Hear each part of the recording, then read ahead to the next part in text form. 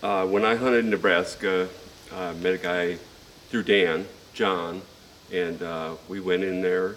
He showed me some spots. I started hunting it, got on the bucks, just could not get close enough to them.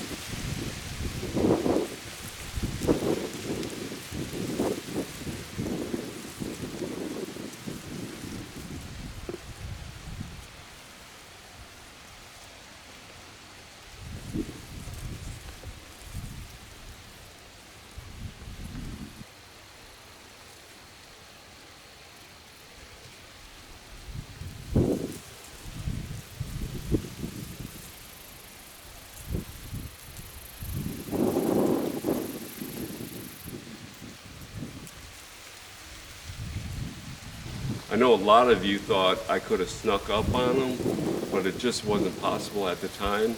And the bucks that were on the other side of the fence, that was private. So I could not shoot that across the fence. But it was an exciting time.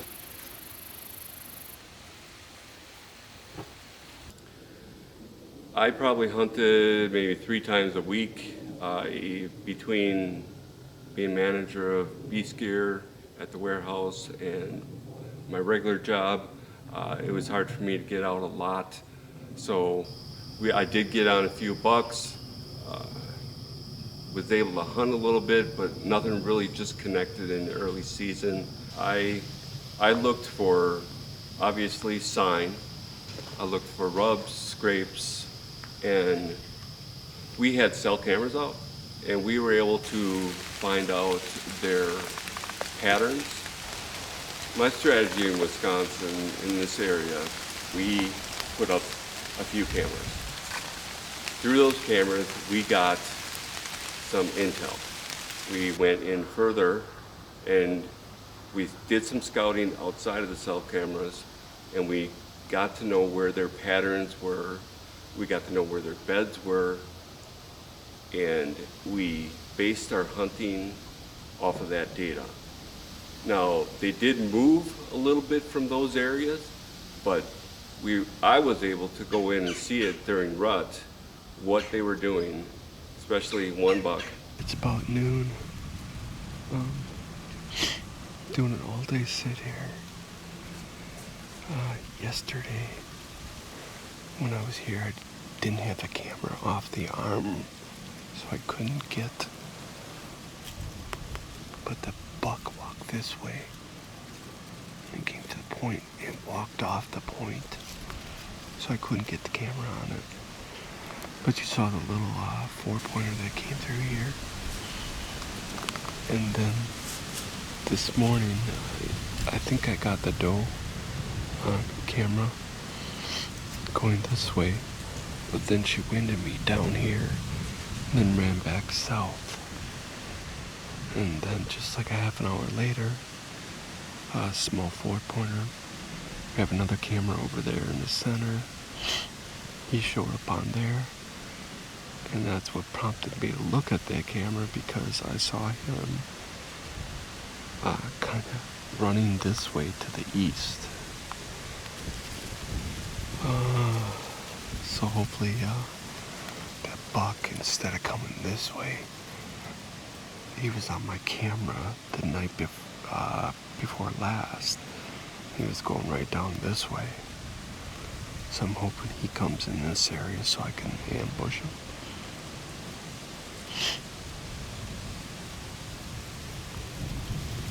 Alright, got a little while to wait. Wish me luck. He came along the edge of the north point, and when he was coming towards me, I had a split second to turn on the camera and get ready for him, because I thought he was going to go away from me, but he came towards me. I'm over here trying to turn on the camera. By the time I turn over, we're locked eye to eye, and I could tell how wide he was. He was thick, and I froze. He walked away, and that's when I took the opportunity, forgot about the camera, took the opportunity to draw right on his ribs, and I shot, and I heard a crack. So I think I hit some branches, and it actually went back further. And that's what caused us to basically have to go and get the dog and follow it the next day. Got down last night, found blood, tracked it, and ran out of blood. So we called in Max Recovery. Scott can't make it. He's having somebody else bring Max. So I'm meeting him at the Conservancy at 7, and we'll go look for the deer. Hopefully we find them. We're on the trail. Next thing you know, we're having to get permission to go across 2 private lands. Was able to get that. We crossed another blood trail of a different deer that one of the hunters that we met told us about. But we kept persistent. We stayed with the fresh blood, followed it, and we did get more fresh blood. So we started following that, came up the river, and there was blood on the other side, so we had to go around. Then we had to get permission on that land, and the rest is history. We got the buck out of there. Wide rack, 18.5 inches, mature deer, at least 3 years old.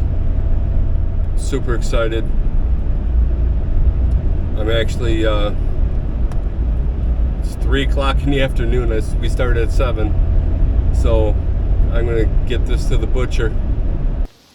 I met Chris Bishop at Deerfest, and I just really connected with him. And he has an outfitter in Illinois.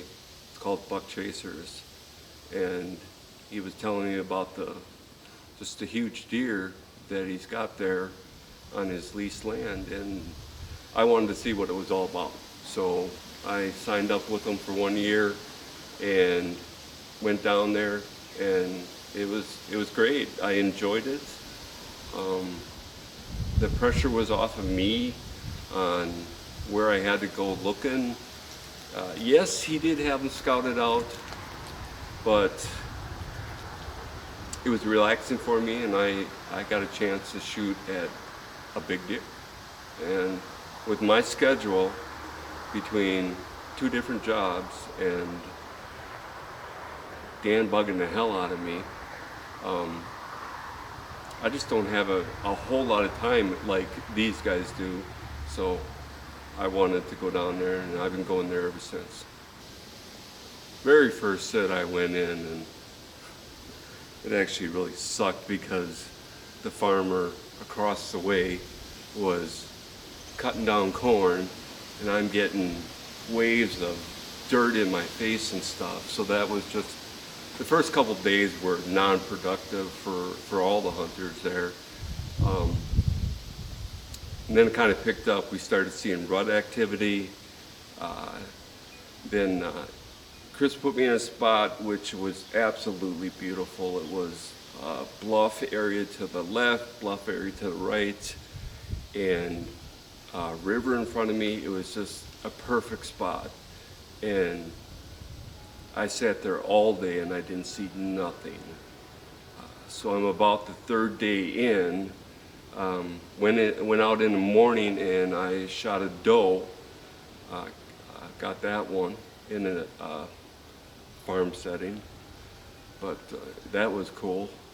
Came out of there, and he was telling me there was activity back where I was the day before. It's Wednesday afternoon, my last full day. I got a doe this morning. I'm back where I was 2 days ago. We got more cell cam pictures of a hot doe in here, and 2 or 3 bucks that were chasing her. 2 of them I think were shooters.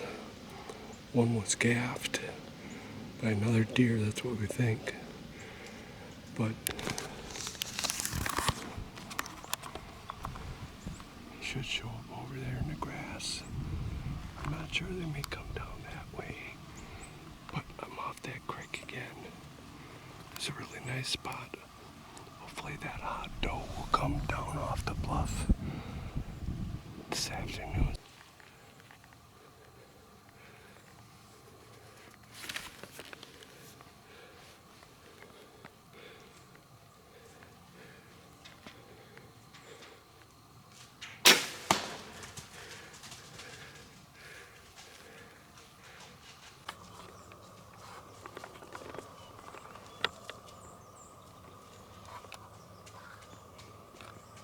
Two minutes later, here comes a buck coming down the hill, chasing a doe, and following that doe. It was just an exciting hunt. I absolutely loved it.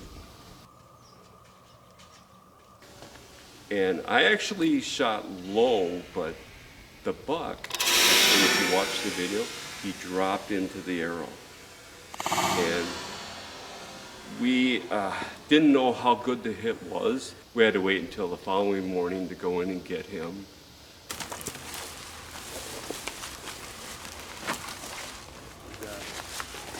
Yeah, baby. Oh, there he is.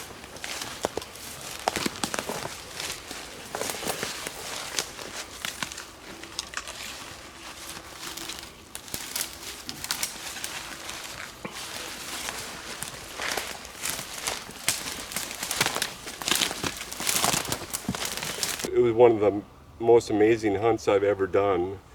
Not only did I shoot this one, had another one come down the hill right after our shot.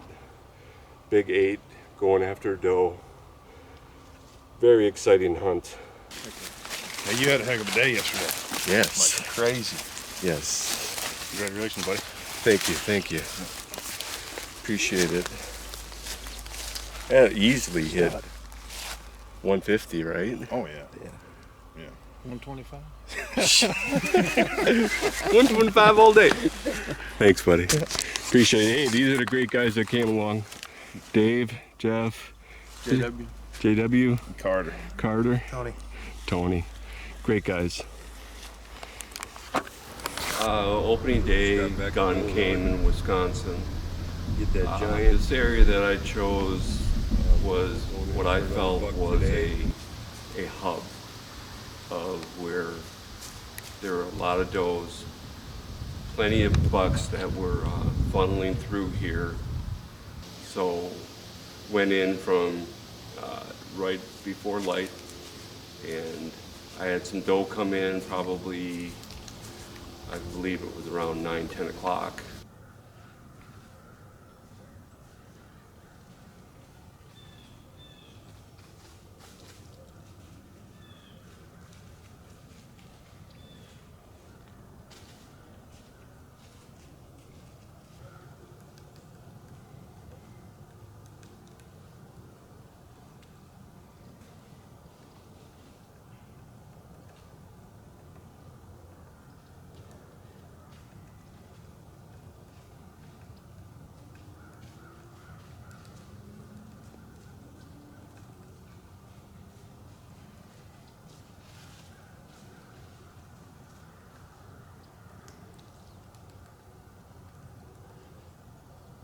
Opening day, Wisconsin gun. As you can see, I just saw it was four deer, really big doe, good sized doe, and 2 fawns. I should have taken that big doe, but I really want to shoot a buck. Didn't want to mess it up.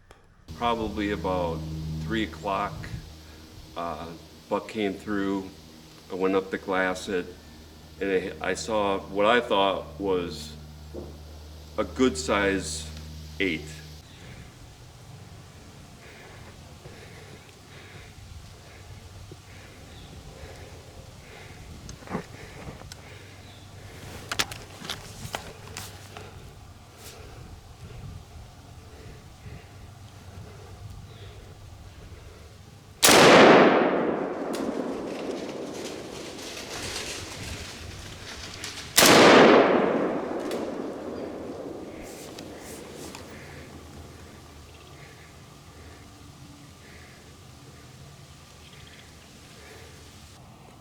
Guess what? I just shot another buck. Oh my God. He took off like a bat out of hell when I hit him, so I'm pretty sure I hit him. I hope I hit him good. I was going for the right behind the shoulder. It's probably a 100-yard shot though. He actually, after I hit him, he started coming straight at me.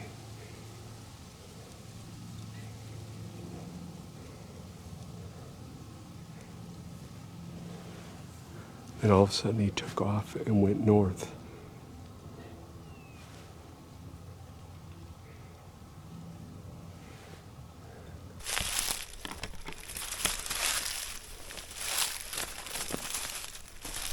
Oh, there he is right there. I knew I saw him, Paul.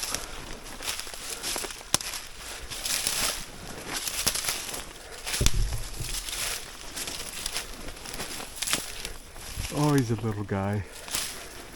That's okay.